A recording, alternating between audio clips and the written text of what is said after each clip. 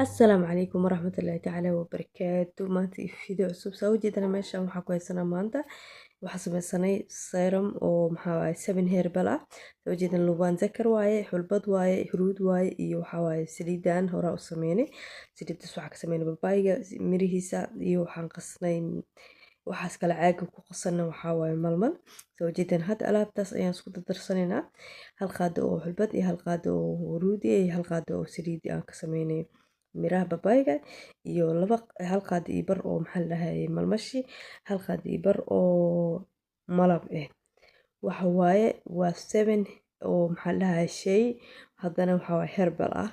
marka insha Allah ka faa'iideysta afaarahan inaba caadi maahan waxa waa soo miirnay kadibna waxaan ku dhahay meeshana aan u diyaarsanay ayaan ku shubanay kadibna waxaan ku darsanaynaa lubaanteena lubaan dakarti